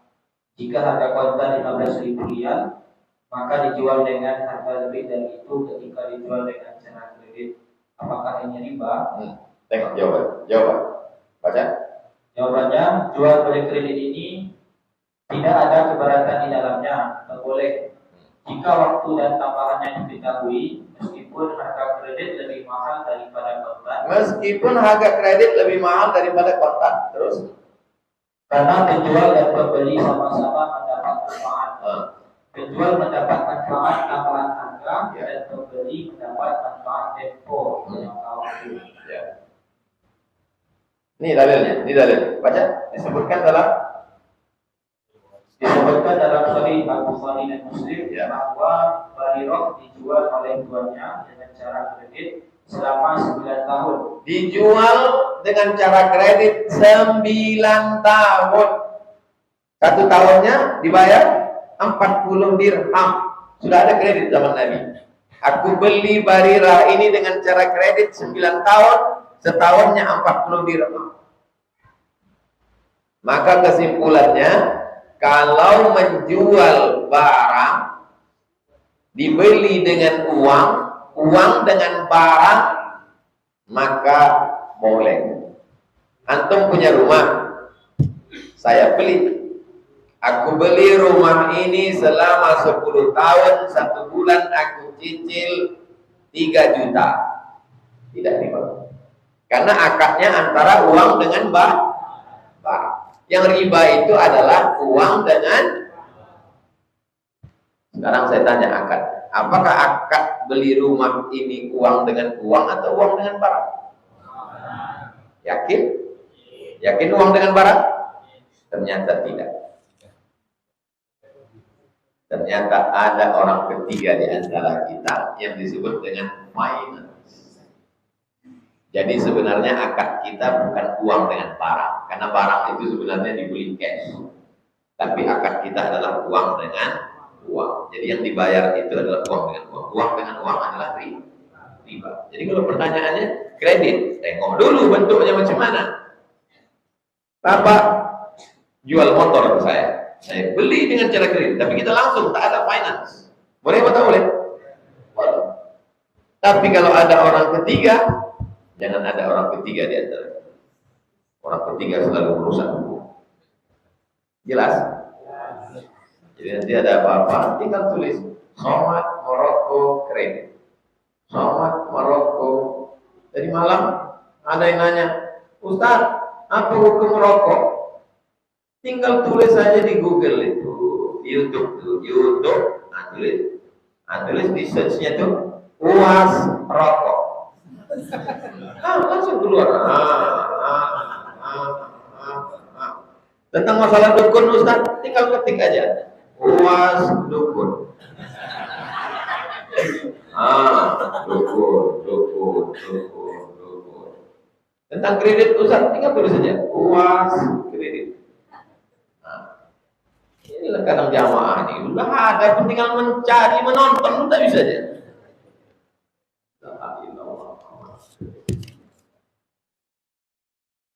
Zikir pagi petang tuh habis asar atau habis maghrib?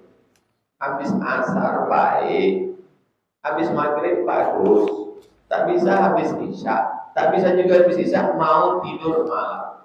Tak bisa juga mau tidur malam berdoa supaya besok subuh masih hidup. Takutnya tak hidup besok subuh. Karena saya pikir tak boleh habis maghrib. Boleh. Habis asar, habis maghrib, habis isya, mau tidur. Mohon doanya agar bisa menggugurkan dosa senantiasa dalam ketaatan. Amin. Bagaimana, apakah boleh seorang melakukan dosa, kemudian dia langsung taubat? Setelah taubat diulangnya lagi. Dan hal tersebut diulangnya lagi. Itu namanya fasik. Melakukan perbuatan yang salah dengan penuh kesadaran, namanya fasik. Yudhillu bihi katsiran wa yahdi bihi katsira wa ma yudhillu bihi illal. Orang yang fasik disesatkan Allah. Begini gambarannya gitu.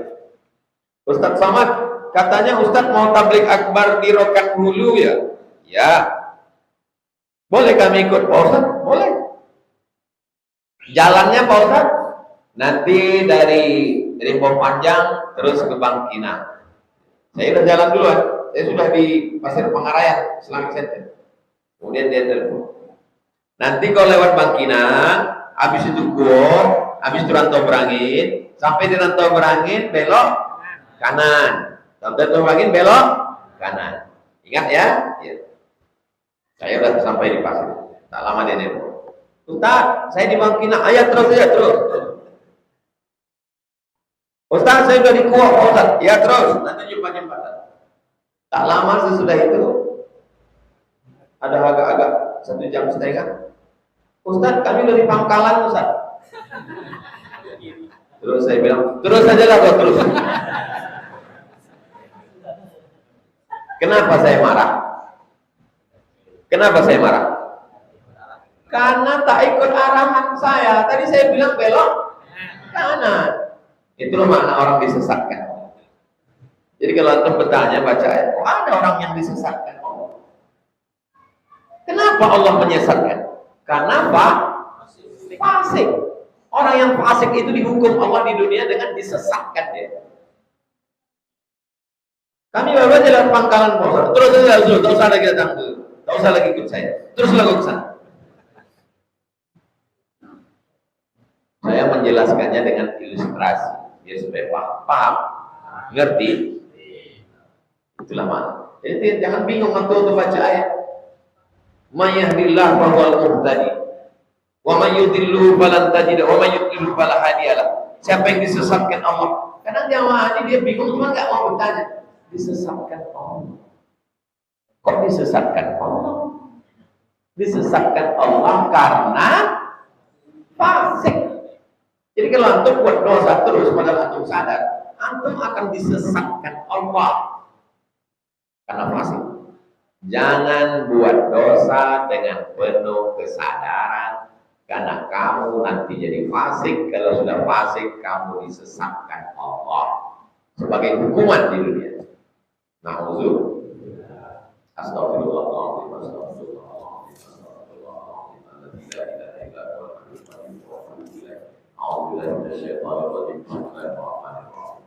Alhamdulillahirabbil alamin arrahmanir rahim maliki yaumiddin.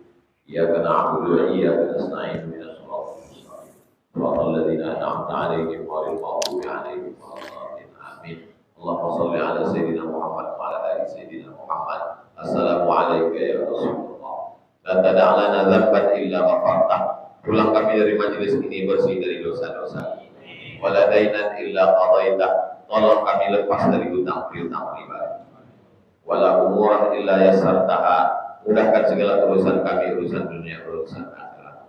Wala maridan illa syafaitah. Ada di antara kami yang sakit-sakit, angkat penyakitnya ya Allah. Wala mayyitan illa rahimtah. Yang meninggal dunia, lapangkan kuburnya, selamatkan dari azab ya Allah. Wala hajat wala dhalibat illa anjabtah. Yang belum punya keturunan, berikan anak yang soleh dan solehah. Wala azibat illa zawajtah.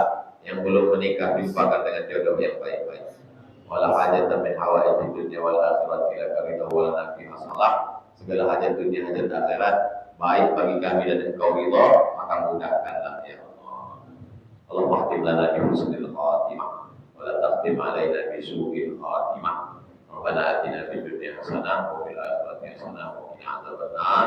Wa sallallahu ala sayyidina Muhammad wa ala alihi wa sahbihi wasallam. Walhamdulillahi rabbil alamin. Taqabbalallahu minkum wa minkum taqabbal ya